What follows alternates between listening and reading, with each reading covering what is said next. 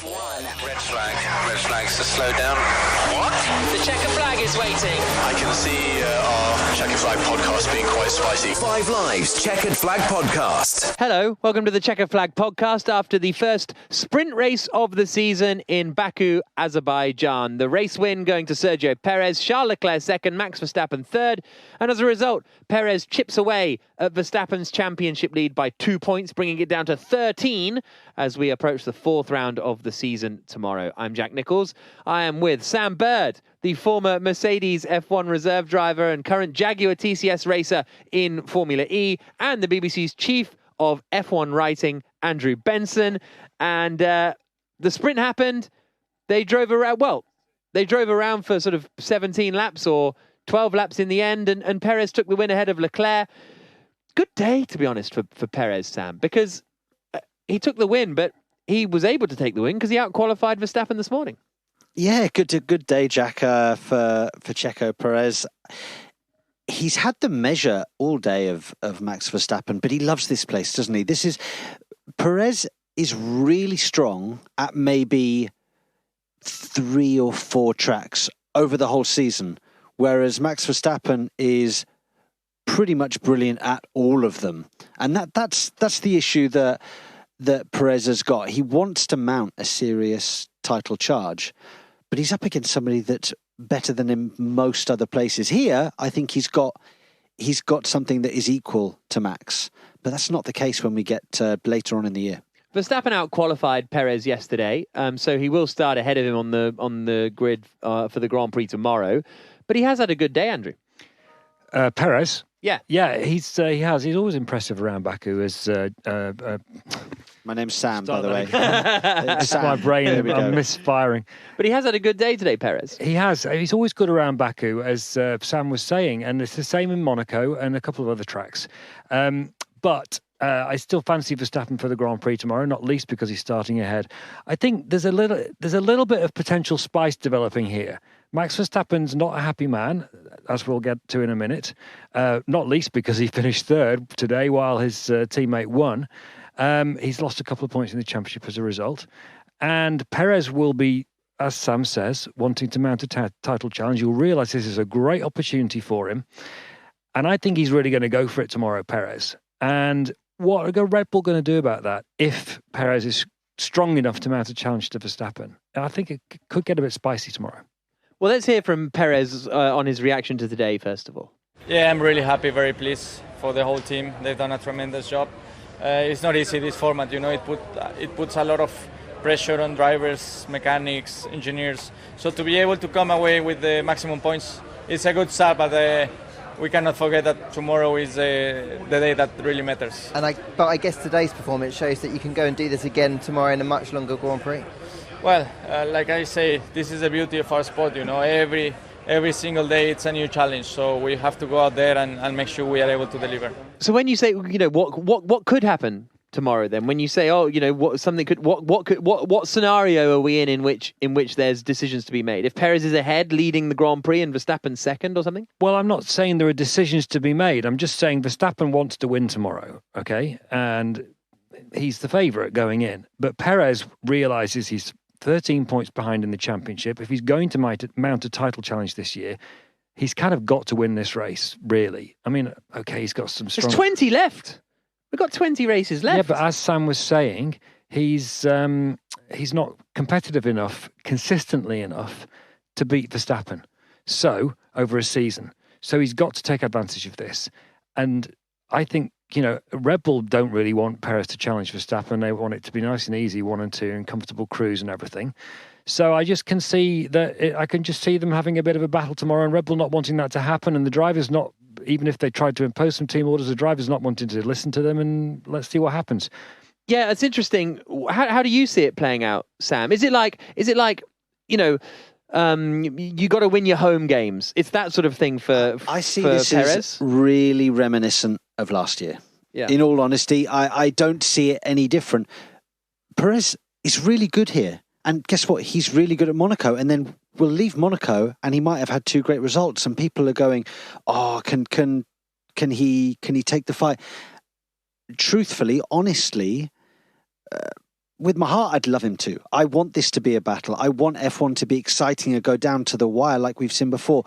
But my head is saying, no, sorry, it's not going to happen. Max Verstappen's skill set is superior at 90% of the circuits. Now, there's a couple where it's really close and Perez can beat him on a really good day. That's fine. And then there's other times where he picks up wins where Max Verstappen either has contact or a DNF through a mechanical. But pound for pound, 22, 23 races this year, Max Verstappen has the beating of every single driver. Yeah, look, Perez is not going to beat Verstappen to the World Championship this year. We'll just get that out of the way ahead. But that's not where Perez's head is. And you've got to remember the backstory to this. Sam mentions Monaco. Last year in Monaco, what happened?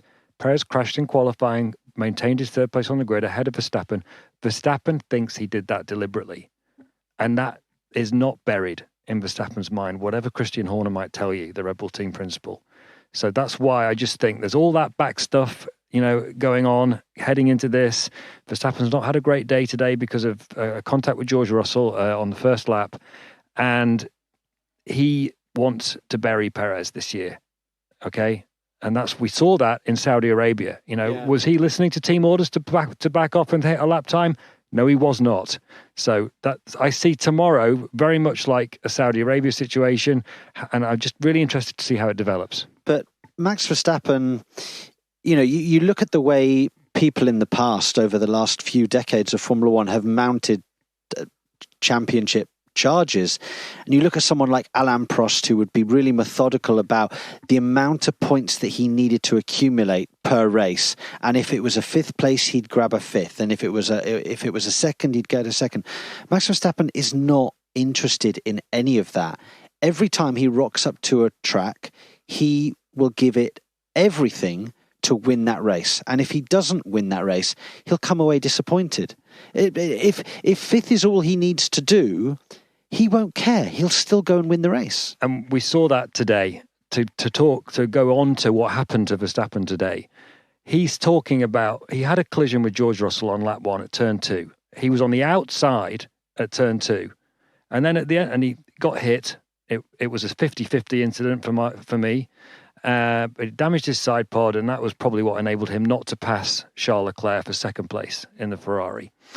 And then he gets out of the car and complains about people taking risks on lap 1. He was on the outside at turn 2, Well, let's before we get into that, let's hear from them first of all, George Russell and Max Verstappen. Hey, George, saw you having a chat to Max in Parc Fermé. What did he have to say? Don't really know if it was a chat. It was, I was quite surprised. I thought he was coming over to say good battle, to be honest. From my side, I was on the inside. The position was already lost from him, and I was really quite surprised he was still trying to hold it on the outside. Ever since we're 8 years old in go-karting, if you're on the inside at the apex of a corner, it's your corner, and if you try and hold it on the outside, you're taking the risk. So. I'm here to fight. I'm here to win. I'm not just going to wave him by because he's Max Verstappen in a Red Bull. And nothing really more to say. I thought the move was on, and that's about it, really. Just a bit unfortunate, of course, with the first lap. I mean, my start wasn't amazing, but we're still in P3 going into turn 2. I thought I left enough space on the inside. Otherwise, of course, the car is in the wall. And then suddenly I just get tapped just on the moment where you want to go on throttle. And then at the time, of course, I didn't know how much damage I had, but then I jumped out of the car and I saw the side pod had a hole in it, which is I think, quite a critical area of the car. So, it's not ideal, but I think at the end of the day, we still managed to be in P3, which I think was fine. I couldn't really hear what you were saying to George. What did you say? Because he was saying that it was his corner because he had the apex. Yeah, he's very good in explaining and create excuses. I mean, everyone had cold tires. And I think I had every right to be on the outside. I also didn't really risk anything too much. I gave him enough space, because I knew we were going side by side. But, you need two guys to work together, to make the corner. Clearly, he didn't. So let's break it down. First of all, Sam, your thoughts on that incident at turn 2. Are you broadly speaking racing incident? I think it's a little bit of nothing, and I think also it is a little bit unnecessary. There was no need, in my opinion, to be forcing the issue, trying to hold it on round the outside on lap 1, when you've got the far superior car and you can just blast past down the straight again going into turn 1.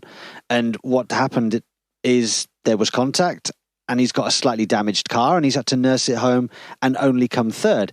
If he tucked in behind George, maybe he could have won that race. But it's this stubbornness that he's got that we actually enjoy, because it creates some great racing. It really does. It creates, but I don't think George really did much wrong, to be honest. He's got the inside line. Okay, he's locked the front left tyre going in, which is what has forced him into Max Verstappen a little bit. But Max didn't need to be there. He just did not need to be there.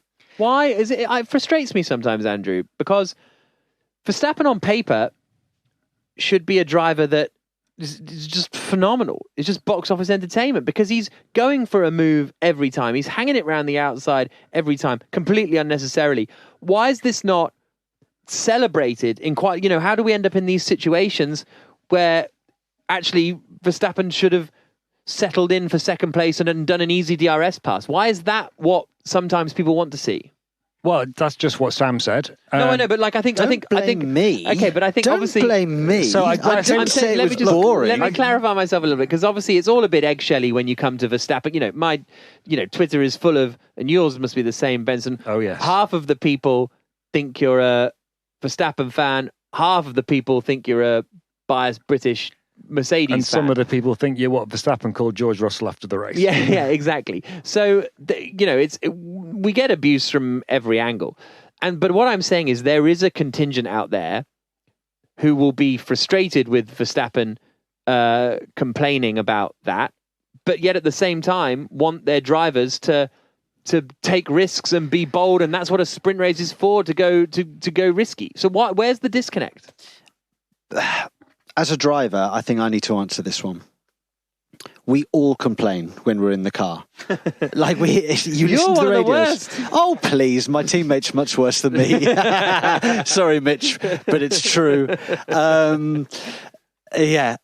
We all complain, and we'll all do whatever's necessary to try and get one up on the competition. That's just how it is. And that'll never change, because we're all competitive, and we've all got the heart rates at 160. We've got that fire that we want to go forwards, and there's a little bit of anger in there if something doesn't go our way, of course. And then this is high octane, 200 mile an hour stuff, Jack. So expect that. That's never going to change. We're not going to be completely level-headed all the time and go, well, actually, I was a bit of a silly boy there. I should have given him a bit more room. You're not going to hear that on the radio. So why don't people?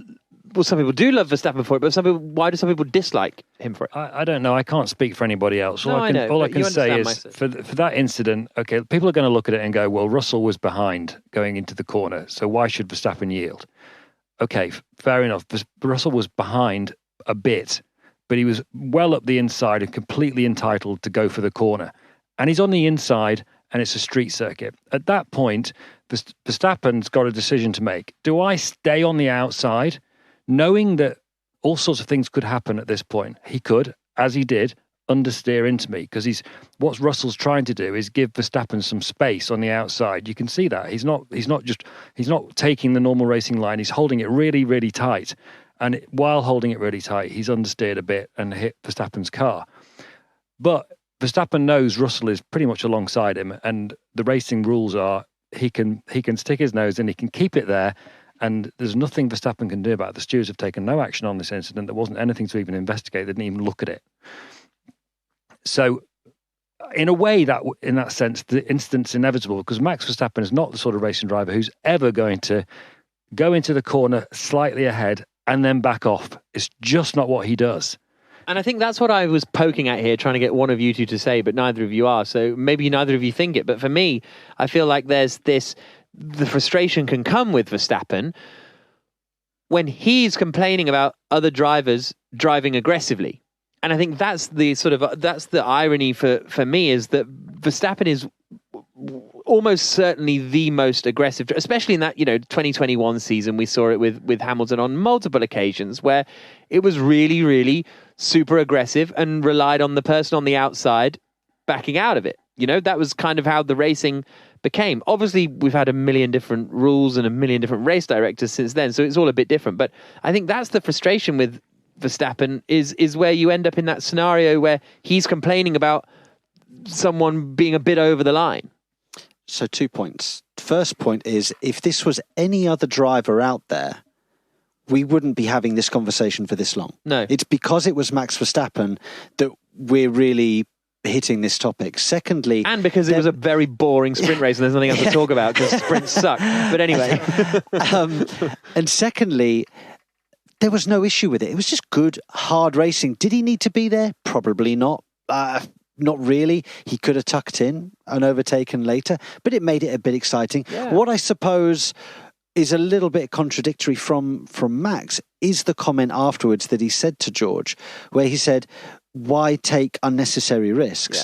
Yeah. And it's like, hang on a second, Max. King of the risks. But you were the one doing that risk. You didn't need to. You had the car to win. You put it in a vulnerable position and it got damaged because you placed the car there. You overtake round the outside of Blanchimont, Max. Yeah. That's risk. It made it interesting, and he lives to fight another day. He's dropped 2 points. It's not the end of the world. I think the definitive thing to say about this piece is that we've just heard Christian Horner, the Red Bull team principal, interviewed on Sky TV just before we did this podcast, and not even Horner could find much wrong with that turn 2 incident. He was more complaining about turn 3, which was an odd thing to complain about because actually Verstappen goes into that on the outside again, but he's behind this time and he still tries to hang it around the outside. Yeah. And then he clouts the wall with his rear wheel doing that, which was that, again, talk about taking risks on the first lap when you don't need to. So I think and Christian Horner is the arch defender of his team. That's his job. Yeah. I'm not saying he's doing anything wrong. That's what he does. Even when Verstappen was doing things that every other Formula One driver on the field thought were outrageous in 2021, Horner was still defending him. Yeah. And he didn't see that much wrong with turn 2. So I think that says it all. Yeah, I loved it, to be honest. I loved that opening lap, that wheel-to-wheel, hanging on around the outside. They were side-by-side for 3 corners. That's what motor racing is. And sometimes you're going to have a little bump in that. So I thought it was tremendous. Right, so we had our first sprint shootout today where the qualifying format, there's another qualifying, which is the same qualifying really, but for the grid today. So today was a completely separate day of racing. Good, bad, fine, Bird? I leave after watching it a little bit deflated. I really thought that we'd see a little bit more action. I mean, besides Yuki Tsunoda getting front wing damage with a little kerfuffle and then hitting the wall and losing a tyre, and seeing the Perez is strong round Baku and a little bit of, tit for tat between Russell and Verstappen, not really a lot went on. I mean, and the other thing as well is that in comparison to the old Fridays where it was just practice and different people would be on different fuel levels, different tyres, and there was always this, what's the order going to be? And there was a little bit more kind of unpredictability and excitement moving into the race because you didn't really know the form. We now know the form. Yeah. Like we now know kind of what's going to happen tomorrow. So does that mean tomorrow's going to be boring? I'm not sure. Yeah, I don't know. I agree with what you say, and for me, but I've always said this about the sprint, right? Is that you run the first third of the Grand Prix, and just as strategy is about to come into play, you wave the checkered flag.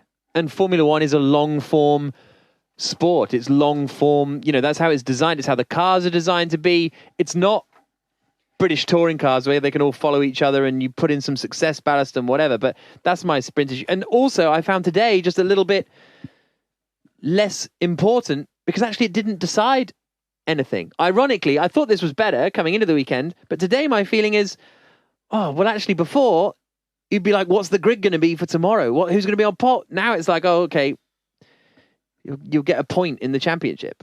You'll extend your championship by 1 I'm we spent all day to do that. I don't know.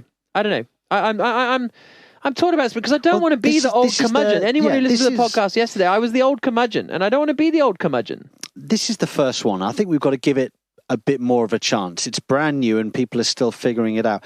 I think it has potential to create some exciting racing because there's that kind of risk-free element to it, Jack. There is that risk-free element. But there's also people could go for it. Yeah, but there's also nothing to gain. I think that's my other thought, right? With George, right? So the sprint that we all love and hold dear, whatever the phrase is. I don't think it is one. I think I'm just making it up. But it was Brazil last year. Right, where Hamilton started in, 15th position, I think, because of penalties, or 20th position. Came through the field, it was great. Russell came through, was it the year before? The year before.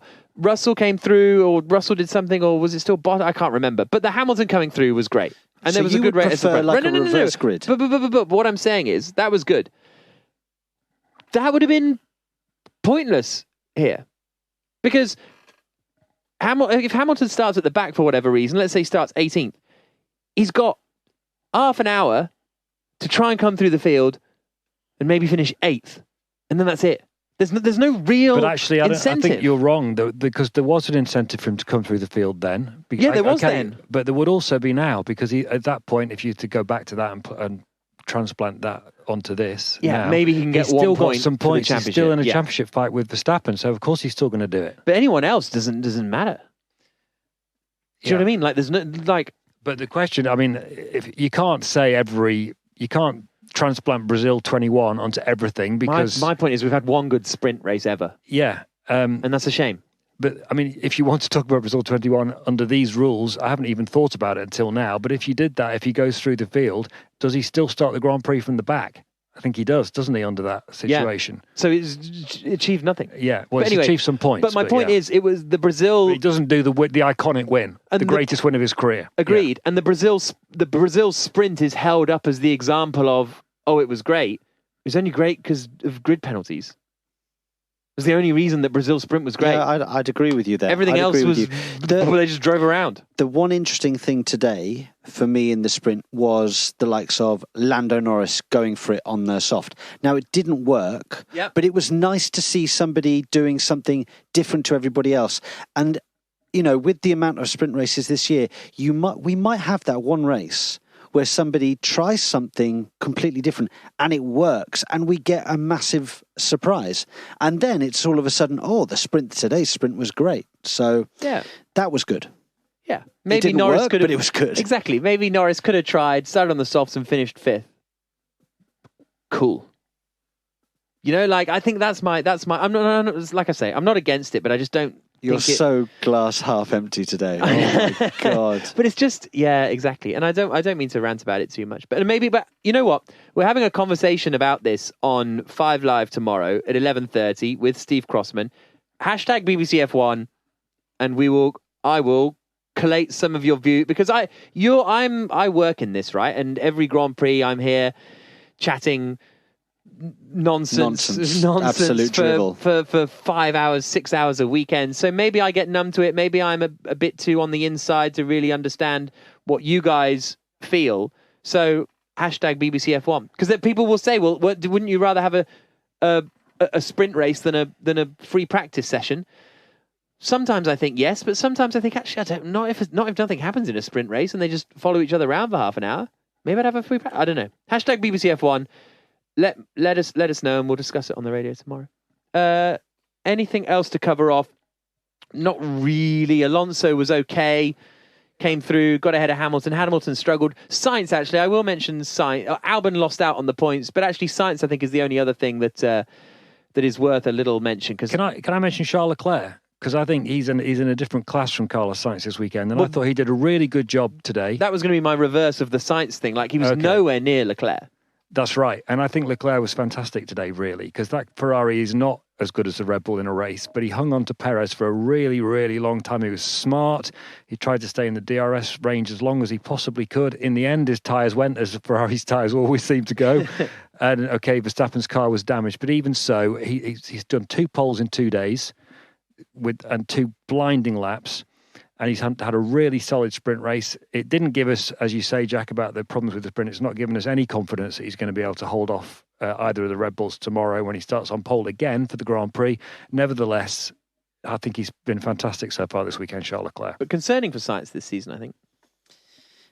Firstly, Charles Leclerc was superb today. Yeah. I mean, really was. He's extracted everything out of that Ferrari, yet they're still nowhere near Red Bull, to be honest. They're not. He hung on due to the fact that he was within DRS range, but ultimately, as Andrew said, his tyres fell away. But he really maximised it today. There was no more to give. Carlos Sainz, yeah, he's a bit off. And he was a bit off at times last year, especially at the beginning of last year as well. I don't know whether there's a group of races at the beginning of the year that he doesn't like, or whether he's one of these drivers that when a new car and new philosophies come in, it takes him a bit longer to get used to it. Maybe Charles Leclerc is slightly more naturally talented. I think Carlos Sainz is a very intelligent person, a little bit Nico Rosberg-y compared to Hamilton when they were together as teammates. Rosberg was the intellectual, intelligent, I'm going to work at things driver. Lewis was the raw talent driver. Maybe the same thing kind of at Ferrari. Maybe Carlos Sainz needs to just bed himself into this new car. But right now he's quite some way off Charles Leclerc. And one other bit of news today, Andrew Benson. We are never, ever, ever getting Baku together. Doesn't work because we are coming back to Baku for 3 more years. That was a Taylor Swift gag. Oh, my producers love it. Yesterday, producer demands I get Taylor Swift in. Now I do it, and he's not happy. Alonso's gone Taylor Swift again on his TikTok. Have you looked, which we saw this morning? Yeah. It's anyway, it's a new contract. Are you on TikTok? No, but okay. People point these things out to me, and then of course I have to go and look. I didn't know if you'd started to get into it a little bit and start doing some little dances. And my children are on TikTok, particularly my son. He's like non-stop on it. Yeah, but he's 13. Is he like filming stuff? And I hope not. But I don't know. Anyway, Azerbaijan. Yeah, new contract to the end of 2026. It's actually quite interesting because it's not that long ago that Formula 1 were thinking that Baku would be one of those races that they just go, nah, don't need it, thanks very much. Yeah. Who really cares about an Azerbaijan Grand Prix? It's not exactly got the cachet of Miami or Vegas or Monaco. But it has the cash. Exactly. And they've definitely changed their minds on that. But what's interesting is that it's heading very rapidly towards 25 races this season. Yeah. And that's the maximum according to the contracts now. In Formula 1 contracts, schmonkracks, whatever. It was a valiant effort. That's right. They normally get overridden when it comes to money and race numbers, but it's one of the obvious ones to lose if you're struggling for space on the calendar. Yeah. But it's obviously not going to be lost for the next few years. Yeah. So there we go. Join us for the Grand Prix tomorrow if you want to. The race gets underway at midday on BBC Radio 5 Live. We'll have build-up from 11:30, but obviously I know a lot of you are just podders, so listen to our Chequered Flag podcast, which will be coming up after. Thank you very much for joining us. This has been an IMG production for BBC Radio 5 Live. Charles Leclerc will be starting on pole position for the Grand Prix tomorrow, but it's Perez who wins the sprint.